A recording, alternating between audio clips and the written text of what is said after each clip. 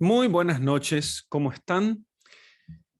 Soy el padre Miguel Martínez. En esta clase en vivo vamos a tratar sobre este título tan sugerente que les estuve proponiendo, que es La lucha, un deber cristiano, ¿sí?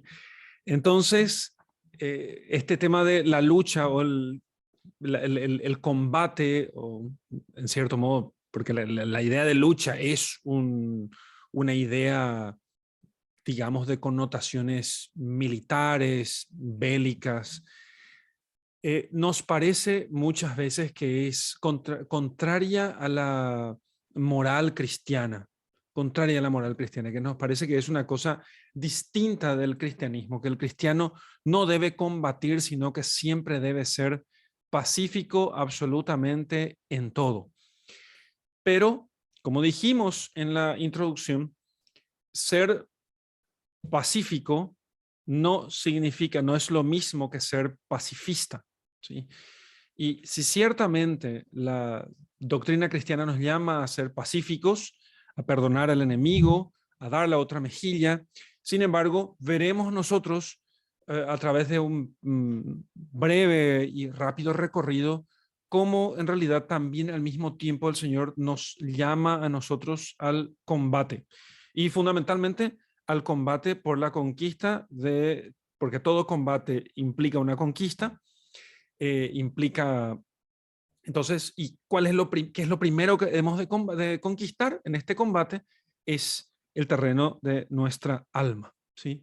Entonces, quisiera comenzar entonces con este desarrollo para mostrarles cómo la lucha es muy por el contrario de lo que nos pueda parecer, muy propio del cristianismo, de la moral cristiana, y cómo nosotros debemos de disponernos para pelear.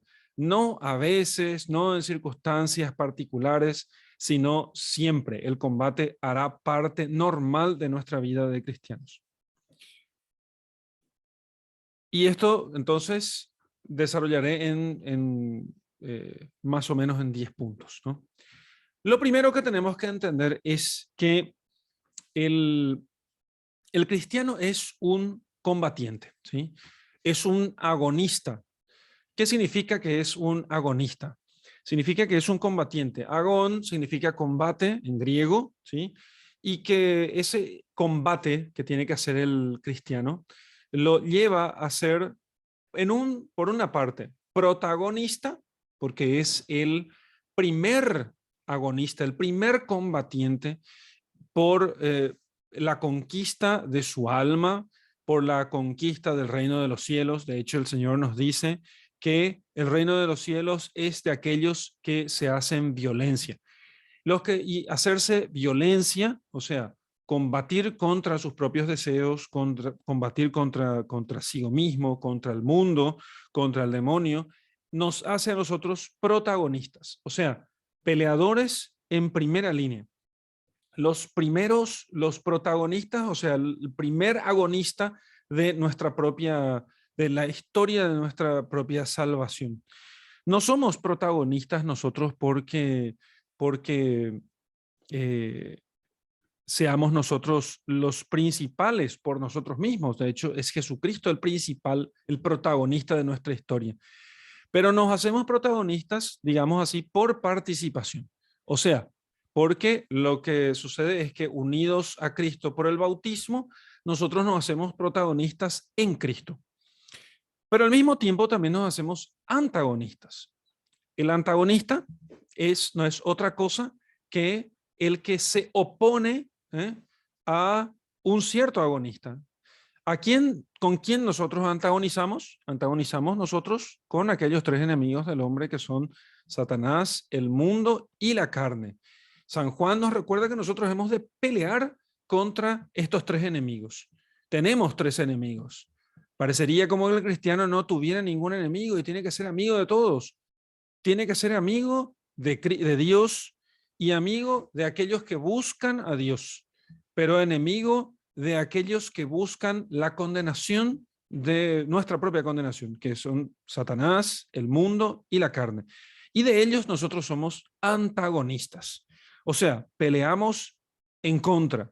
sin que haya posibilidad más mínima de poder tener algún acuerdo con ellos. No hay acuerdo con el demonio, no hay acuerdo con el mundo, no hay acuerdo con la carne. La lucha tiene todo que ver, en segundo lugar, tiene todo que ver con la virtud de la fortaleza. Porque el Señor nos dice a nosotros, no temas, yo he vencido al mundo. ¿Y en qué consiste la fortaleza? La fortaleza consiste en aquella virtud por la cual nosotros nos mantenemos firmes en los buenos propósitos, resistiendo las dificultades, manteniendo la fe, manteniendo fundamentalmente los buenos propósitos, manteniéndonos en el camino del bien. No es un sentimiento la fortaleza, no, para nada. La fortaleza no es un sentimiento. La fortaleza es el ejercicio de la resistencia en la práctica del bien. Porque la práctica del bien va a tener dificultades. Hacer el bien siempre costará. Porque el bien cuesta. No porque Dios haya puesto dolor en el bien, sino porque nuestra condición de naturaleza caída ha hecho que hacer el bien sea más difícil. Nuestra naturaleza caída es lo que hace que hacer el bien sea difícil. No que el bien sea difícil por sí mismo, sino que por nuestra naturaleza caída. Es como una persona que está enferma y una persona que está enferma, beber agua le cuesta. Beber agua le cuesta y beber agua es una cosa buena. Comer le cuesta porque no siente el gusto, porque no tiene apetito. Y así nuestra naturaleza caída, que estaba orientada al bien por la herida del pecado original, sin embargo, le cuesta a ella hacer el bien. Por eso el bien cuesta, no por el bien en sí mismo, sino porque nuestra naturaleza caída está herida y se nos hace difícil hacer el bien y más difícil todavía se nos hace mantenernos en el bien. Luego es necesaria la virtud de la fortaleza para poder mantenernos en el bien. Por eso hacer el bien duele y amar, que es el bien sumo, es doloroso, no por otro motivo.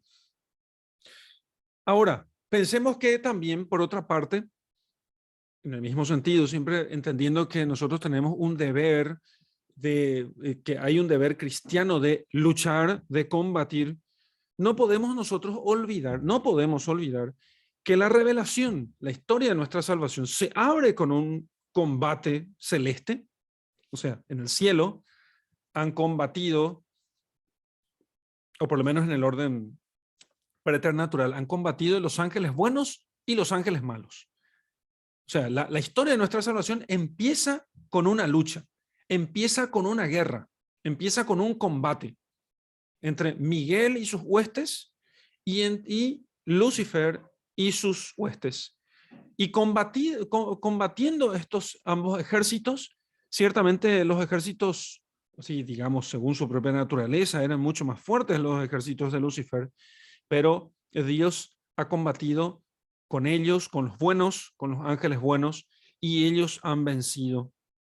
Y esta historia de la salvación cierra con otro combate, que es el combate entre la Virgen, la mujer vestida de sol, que pisa la cabeza de la serpiente. O sea, ese último combate, de nuevo, el combate no consiste en darse las manos y que todo esté bien. Consiste realmente en algo violento. Empezó con algo violento, la expulsión de los ángeles malos del cielo, y terminará con algo violento, que es los pies de la Virgen Inmaculada sobre la cabeza de la serpiente infernal. Dos luchas, dos combates que abren y cierran esta gran obra de nuestra redención. Y eso es para que nosotros entendamos cómo la lucha está realmente en el centro mismo de nuestra vida cristiana. Jesucristo, en su vida mortal, el Hijo de Dios en su vida mortal, no reprobó la vida militar. Al contrario, usó muchas veces lenguaje militar. No olvidemos nosotros que él puso como ejemplo para todas las generaciones a un centurión, a un jefe militar. Y dijo que no ha encontrado mayor fe que la fe que tenía aquel centurión romano. No condenó su no le pidió que renunciara o que se arrepintiera de su vida militar. No condenó el ejercicio de las armas. Al contrario, le puso como ejemplo. Y no pocas veces utilizó también lenguaje militar para poder expresar con eso la necesidad que nosotros teníamos de combatir, de luchar. Los apóstoles entendieron eso.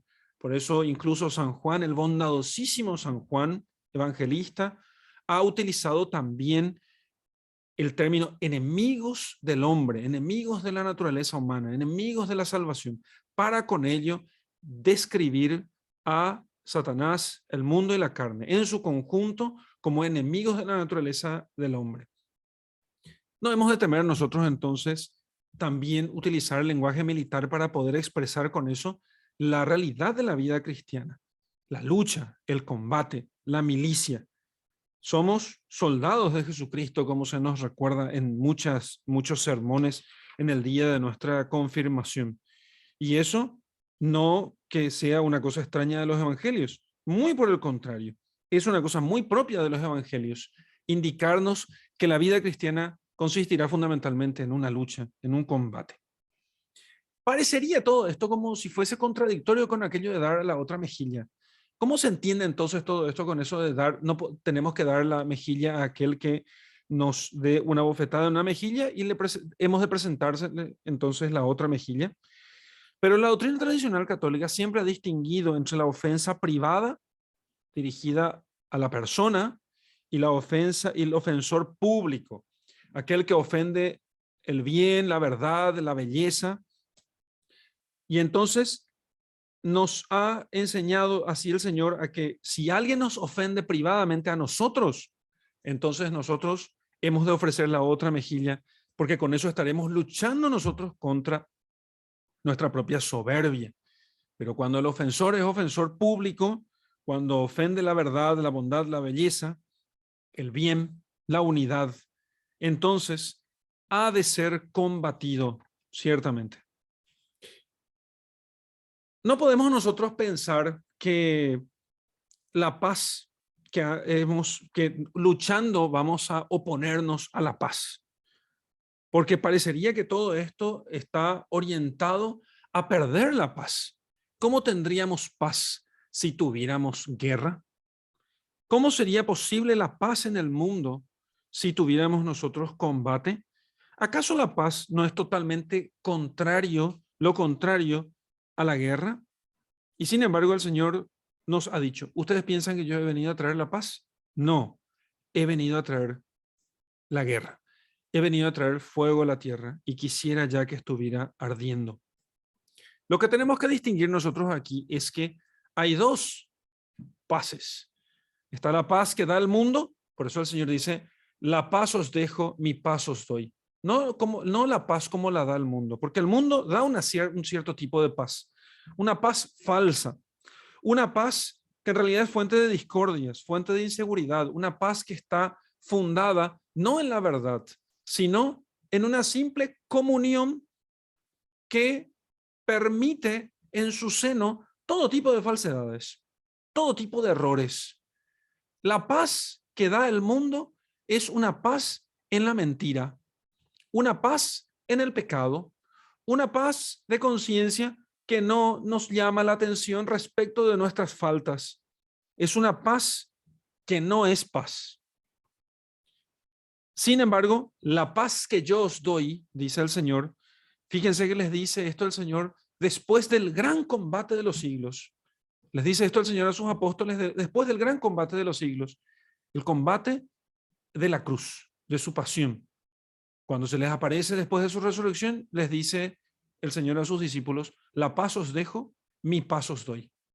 Por eso el beato Tomás de Kempis, en su imitación, en la imitación de Cristo, nos dice que no se encuentra mayor paz que en la cruz. En la cruz se encuentra la paz.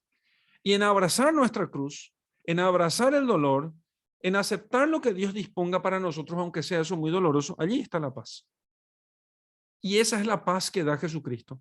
La paz que consiste no en no tener guerra, sino en hacer la voluntad de Dios, aunque eso implique la guerra y el combate, aunque eso implique el dolor, aunque eso implique la persecución.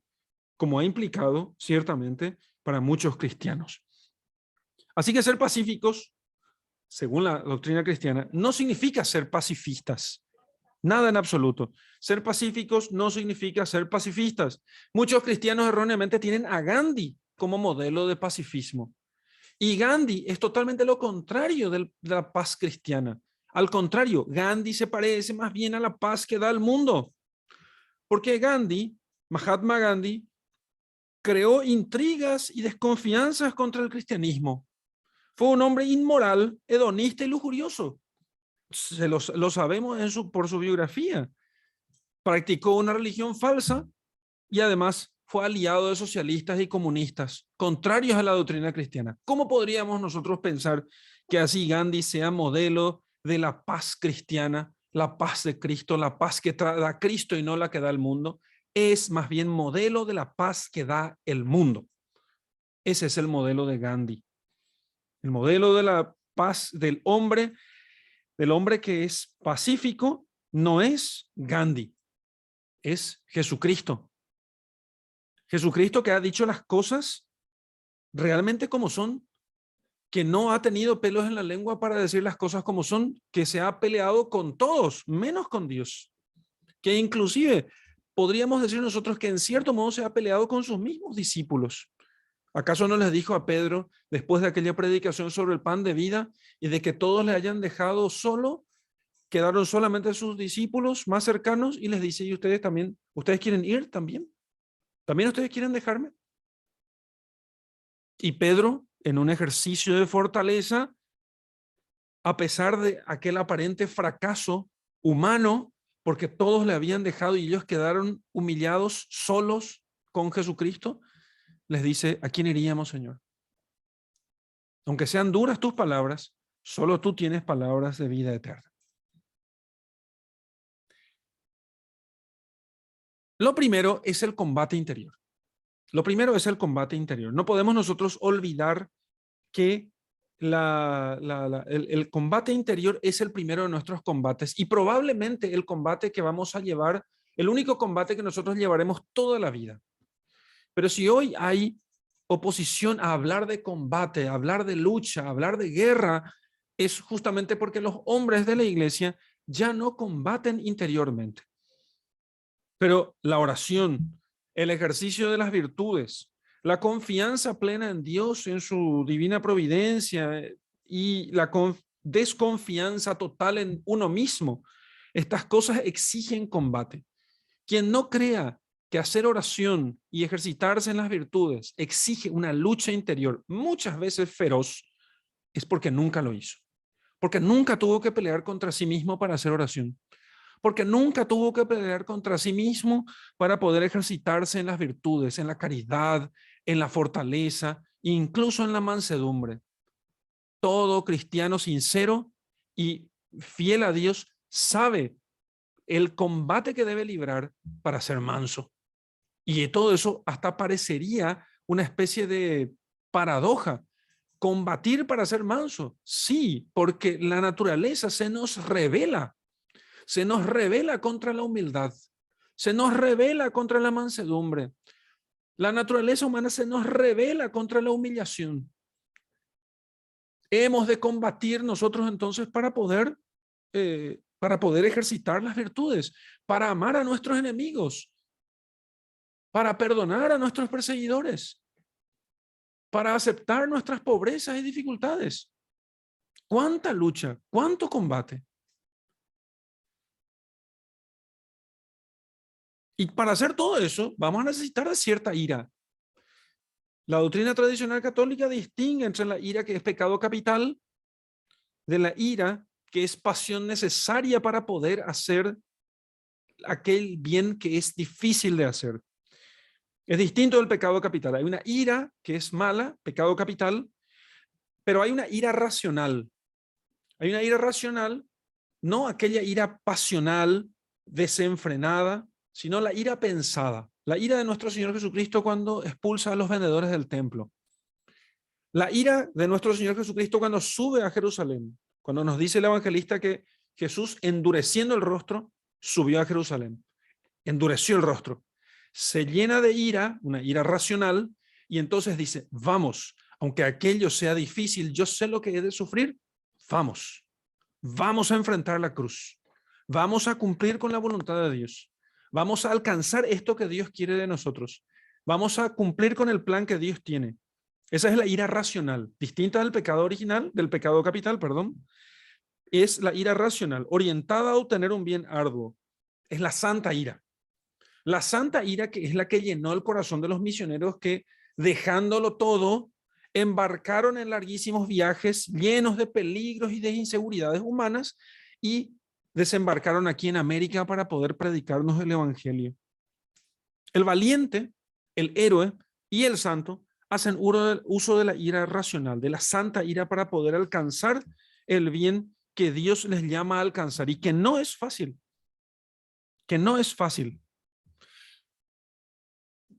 Como ejemplo, podemos recordar a San Martín de Tours, que cuando fue acusado por el emperador, Martín de Tours era soldado romano, y es acusado por el emperador de que es un cobarde por ser cristiano, y que el cristianismo le hacía cobarde. Y entonces él dice al emperador, si el cristianismo me hace cobarde, que me coloquen sin armas delante de las avanzadas enemigas, que por amor de Cristo yo las atravesaré a todas ellas, aún con la lanza en riste. Imagínense, si nosotros podríamos hacer eso, si nos corremos detrás de, nos corremos y escondemos, dejamos de hacer el bien por miedo a un virus.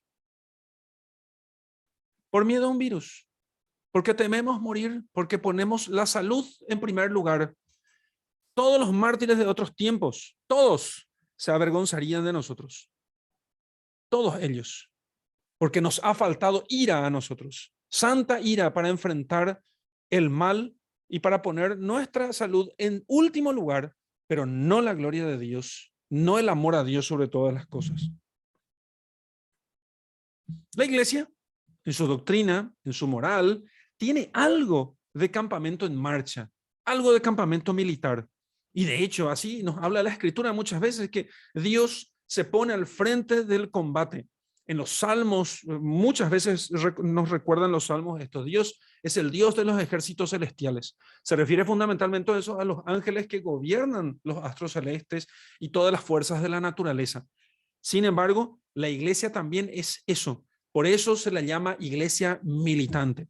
La iglesia que peregrina en este mundo se le llama iglesia militante, porque milita en este mundo contra los enemigos de la naturaleza humana, Satanás, el mundo y la carne, y procura entonces, con las ayudas con las armas que Dios le ha dado, la doctrina cristiana de la verdad, los sacramentos, la gracia, la autoridad eclesiástica, el ejemplo de los santos y de los mártires, y todo eso son las armas que el Señor le ha concedido a la iglesia para poder pelear este combate contra sí mismo, contra el mundo y contra el demonio. La mansedumbre ciertamente no es una debilidad. Nos parecería que todo esto es contrario a la mansedumbre, pero la mansedumbre no es debilidad, no es impasibilidad, no es indiferencia, no es inactividad, no es neutralidad, no es una vida gris, donde yo no me peleo con nadie, porque es imposible no pelearse con nadie. Es imposible para el hombre que no nos terminemos oponiendo a alguien por lo menos, porque en este mundo hay ladrones buenos y hay ladrones malos. Están los malos malos y están los malos que necesitan de un buen ejemplo para poder salir de su maldad. Pero sería estúpido pensar que no existen malos en este mundo y que nosotros simplemente tenemos que estar de acuerdo con todos. Eso es estúpido, es no ver las cosas como son, es arrancar páginas de la Sagrada Escritura y omitir importantísimos hechos de la historia, omitir la verdad, intentar tapar el sol con un dedo. No podemos entonces nosotros pretender no pelearnos con nadie. Y algunos piensan que la mansedumbre consiste en eso, pero no es cierto. La mansedumbre es la certeza del fuerte y el señorío del veterano. El manso sabe de su premio.